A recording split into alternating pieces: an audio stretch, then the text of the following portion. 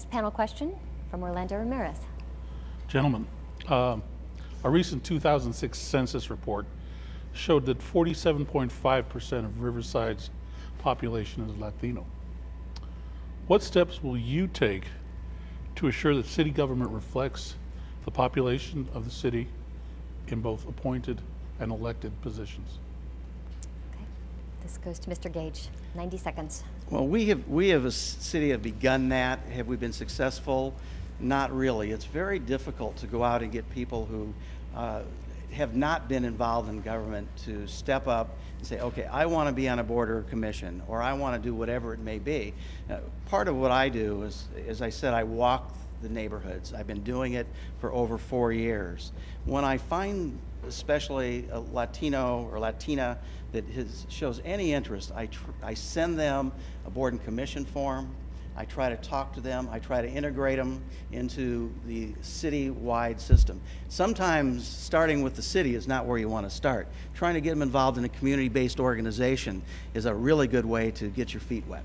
And if you haven't done something like that, it's pretty tough to get appointed to a board or commission. But we have to recognize just exactly what Orlando was talking about. We have an ever-growing Hispanic population. The Hispanic Chamber has been doing a good job. We have extra pay for those in City Hall that speak Spanish.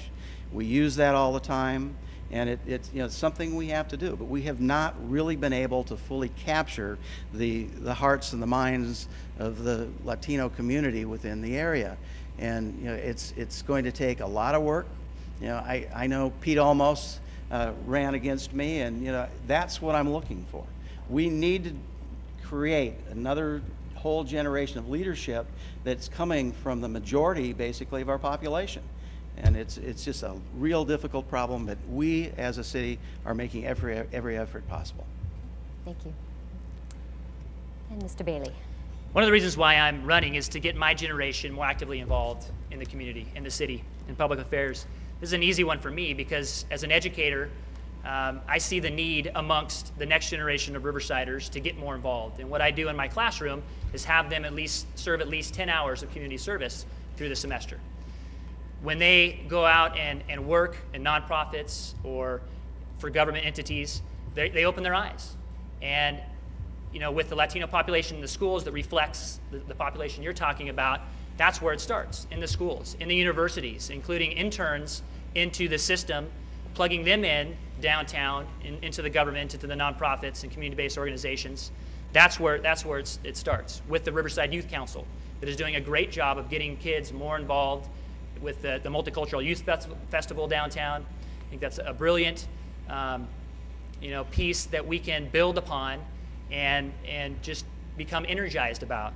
So, as we look to the next generation of Riversiders, that's where we should look, in the schools, the Riverside Youth Council, and the universities that we have, and we should encourage them as adults to be more actively involved. Okay, thanks. Mr. Gage, you have 30 seconds. Well, I think that trying to get the large Hispanic population involved is what we're talking about here.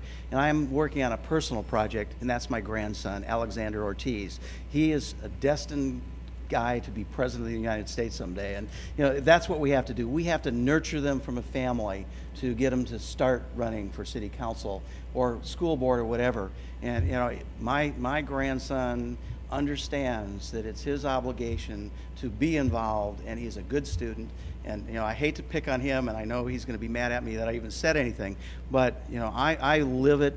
I have, my daughter was married to a Latino gentleman for a while, and I have one of the greatest grandsons in the world who is living what you're talking about.